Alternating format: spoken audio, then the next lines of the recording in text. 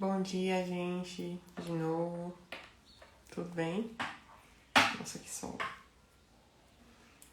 Vão chegando aí, vão entrando. Desaqueceram-se no final de semana. Bom dia, Alane. Ou aqueceram-se. Tiraram o atraso aí das lives, que estão todas disponíveis aqui no Instagram. Aproveitem. Deixa eu fixar aqui o comentário. Bom dia, Dani. Você sempre aqui, Dani.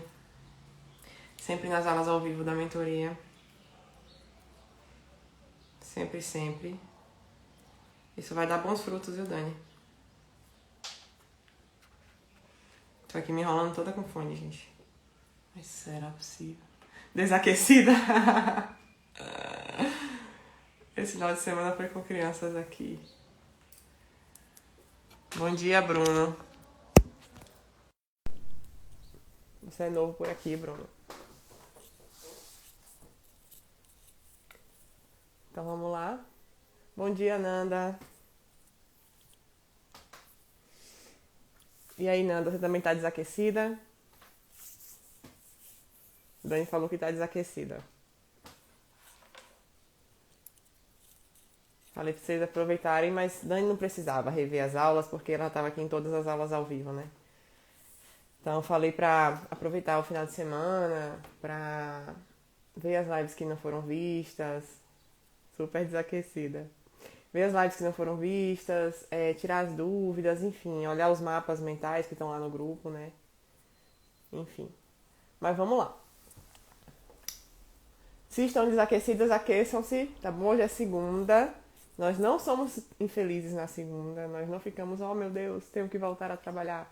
Porque o nosso trabalho é profundamente importante para um monte de gente, tá? Terapeuta não pode achar ruim segunda não, tem que achar maravilhoso, colocar-se de novo à disposição das pessoas. Então, vamos lá. Hoje nós vamos falar sobre o sujeito subsistente, tá?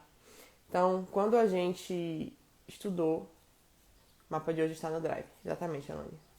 Bom dia, Juliane. Olha só. Quando a gente estudou lá na segunda aula da nossa série de lives Descomplicando a Metafísica, que foi sobre o ente, a gente viu que o ente é tudo aquilo que é, tá?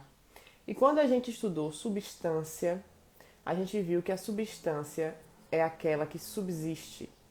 É aquele substrato permanente e imutável que tem como essência, digamos assim, exercer o ser em si mesma, tá? E os acidentes têm como essência serem outro, exercer o ser a partir de outro. Beleza? Vocês lembram disso? Então, nós sabemos que ente é tudo aquilo que é. E nós sabemos que a substância se difere do acidente porque ela exerce o ser em si mesma. O ser está na substância, tá? Só que os acidentes são profundamente importantes. Isso não quer dizer que os acidentes não são importantes. Eles também são perfeições, mas eles são perfeições mutáveis, beleza? Só que o ser está na substância. E a substância exerce o ser em si mesma. É por isso que normalmente nós estudamos o ente como algo próprio da substância. Então, teve substância, acusamos que é ente. Beleza? Só que o que acontece? Nós vimos aqui que além da substância, o ente tem várias outras coisas. Nós vimos acidentes, que são 9.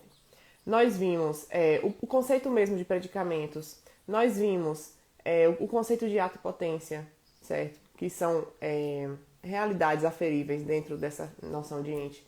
Então, nós vimos que em um ente, a gente não verifica só a substância. A substância no ente é muito importante, muito importante. Só que a substância sozinha não vai para lugar nenhum, certo? Então, nós vimos também na aula de ato e potência que a substância corpórea homem é formada pela matéria-prima e pela forma substancial. Matéria-prima pura potência, capacidade de receber, aproveita a revisão. Matéria-prima pura potência, capacidade de receber, capacidade plena de receber, só recebe. E a forma substancial, que é o ato primeiro, que no caso do homem é a alma. Então, matéria-prima mais forma substancial, teremos a substância corpórea homem, certo? No entanto, não é só isso que existe no ente. E aí que entra o conceito de sujeito subsistente, suposito, se eu não me engano, viu, gente? em latim. Em alguns lugares você vai encontrar hipóstase, inclusive na Suma Teológica, acredito eu que no artigo 29 da primeira parte. Ele vem com esses conceitos de natureza, hipóstase, substância segunda, algumas coisas nesse sentido para explicar pra gente o que é pessoa. Eu acho que é falando da pessoa divina e da comparação com a nossa pessoa. Porque nós somos pessoa por analogia, né? Tal como a pessoa divina, porque somos a imagem e semelhança dele. Beleza. Então, o sujeito subsistente é justamente o ente por excelência. Se a gente estudou substância como um ente porque exerce o ser em si, nós agora temos um conceito, uma visualização mais profunda de ente e muito mais completa, tá? Então, o sujeito subsistente é justamente aquela natureza que tem em si todas as... Esqueci a palavra. Não é possibilidade, não. Mas é que tem em si todas as possibilidades que podem inerir naquele ente para que ele seja o que é. Isso vai muito além da substância. Como eu falei aqui para vocês, por exemplo, os acidentes. Então, os acidentes não fazem parte da substância. Inerem na substância e junto com ela formam um ente. E aí o ente começa a se mostrar para nós com toda aquela multiplicidade que faz com que ele seja o que é. Deu para entender? Eu esqueci o nome agora, gente. Eu vou me lembrar. Que fica bem específico. Mas deu para entender a diferença entre o ente enquanto visto como uma substância e o ente de uma forma mais completa, visto como um sujeito subsistente, que é justamente aquilo que há em nós e todas as coisas acopladas àquilo que há em nós, que faz com que eu seja quem eu sou. Então, Marina é alta. O alto é um acidente, mas faz parte do meu sujeito subsistente. Porque faz parte de mim como um todo. A pessoa olha pra mim e vê que eu sou alto, eu tenho 1,80 m. Nem uso salto, inclusive, por causa disso. Então, a primeira coisa que a pessoa... Tenho certeza que a primeira coisa que a pessoa vê, quando me vê, é... Nossa, como Marina é alta. Sempre. Tá? Porque não é comum que uma mulher seja tão alta aqui no Brasil. Então, esse é o sujeito subsistente. É essa manifestação do meu ente como um todo, substâncias, acidentes que fazem com que eu seja o que eu sou, tá? Então, no caso do ser humano... Tem um barulho aqui.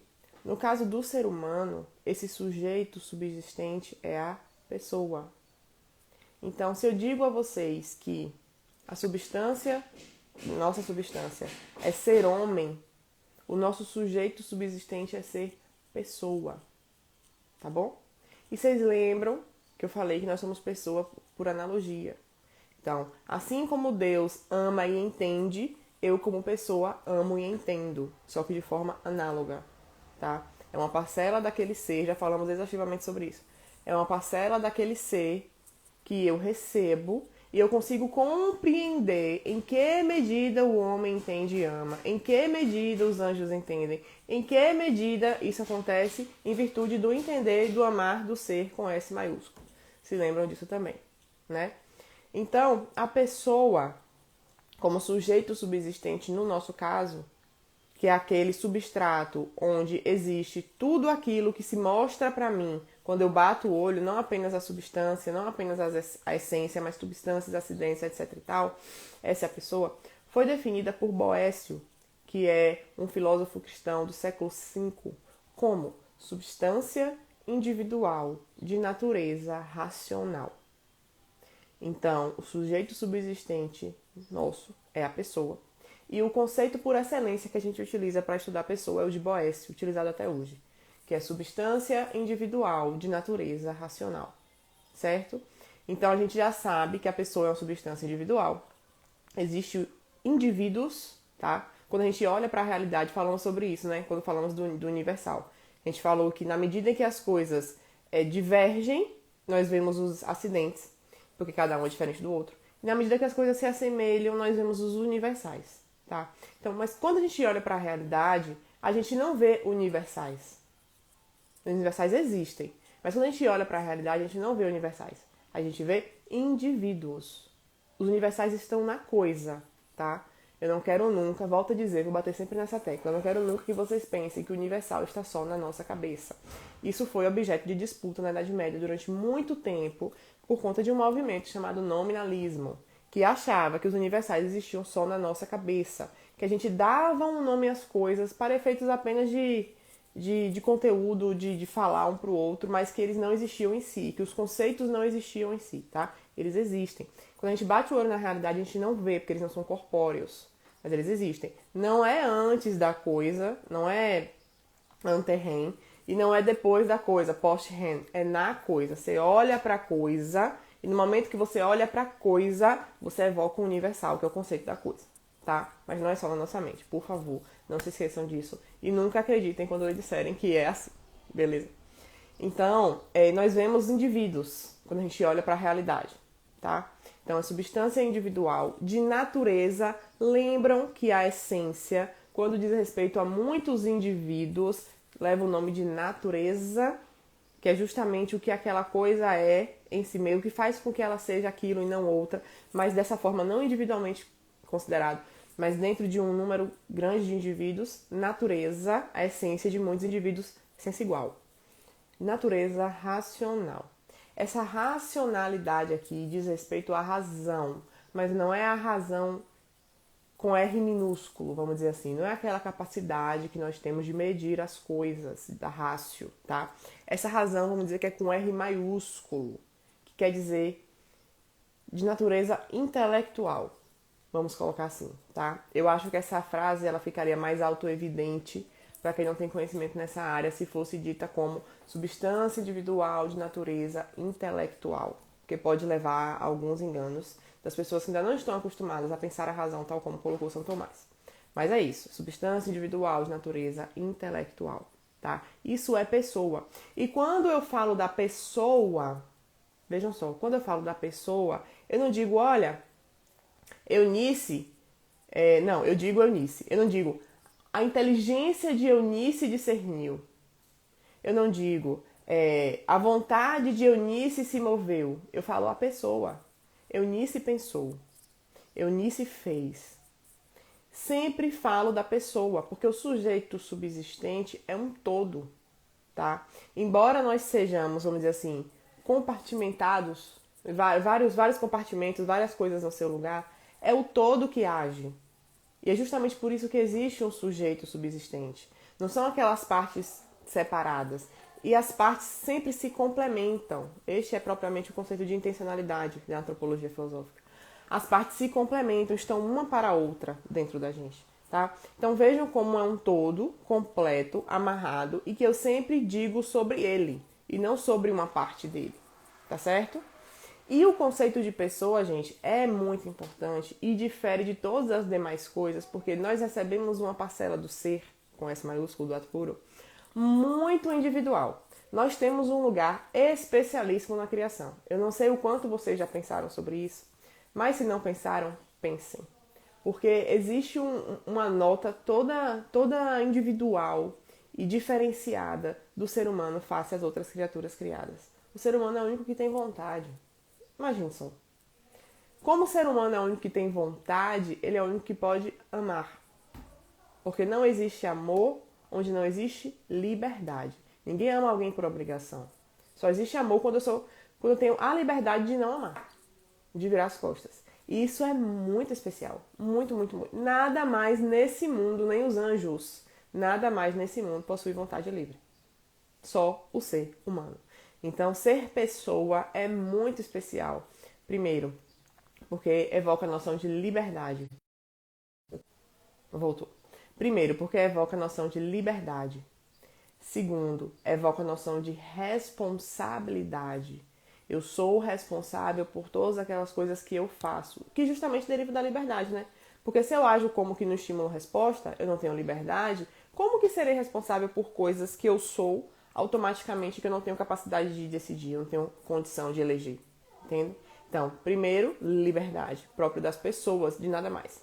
Segundo, responsabilidade, decorrente dessa própria liberdade. E terceiro, o amor de amizade. Ninguém mais, nenhuma criatura neste mundo é capaz de ter amizade. E a amizade, já diria São Tomás, é o amor por excelência. É o amor maior de todos. Por quê? E com isso não se confundam. Ai, meu marido, ai, meu filho. O amor de amizade é uma coisa abstratamente maior. E se você se enquadra com o seu marido dentro desse conceito de amor de amizade, é amor de amizade. Só que numa relação de homem e mulher, tá? No casamento. O amor de amizade é você querer o bem do outro antes do seu. Esse é o amor por excelência. Então, se você olha pro seu marido e você quer o bem dele antes do seu, de verdade, tá?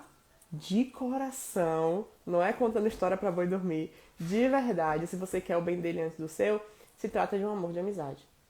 Então, o ser humano é capaz de liberdade, o ser humano é capaz de responsabilidade, o ser humano é capaz de amor de amizade e, por fim, o ser humano, por ser pessoa, é capaz de agir a sua vida, de viver a sua vida num agir voltado para Deus. Só o ser humano é capaz disso. Ele consegue viver a vida dele sempre olhando para o ser, com S maiúsculo. Sempre olhando para aquele lugar de onde ele veio e caminhando para esse lugar, porque afinal de contas é a causa primeira e o fim último de tudo, certo? Então não se esqueçam. Por ser pessoa, nós temos notas distintivas, que é justamente o nosso sujeito subsistente. Substância individual de natureza racional. E por conta disso, nós temos liberdade, responsabilidade, amor de amizade e agir sempre voltado para Deus, que é a causa primeira e o fim último. Tá certo? Esse é o sujeito subsistente, que para muito além da substância, considera todas as demais coisas, vamos dizer assim, acopladas a ela e que faz com que a pessoa olhe para aquele ente e seja aquele ente, não outro, e descreva aquele ente, não outro. A exemplo dos acidentes, que são 9, e quando inerem na substância, faz com que a coisa se mostre de uma forma muito diferente do que se fosse a substância sozinha. Tá bem? Então, por hoje é isso, tá? Amanhã nos encontramos aqui novamente, às 8h20, para a nossa 11ª aula. Não sei ainda quantas aulas serão, mas acredito que fique em torno de 20, tá bem? Chegamos aí mais ou menos na metade.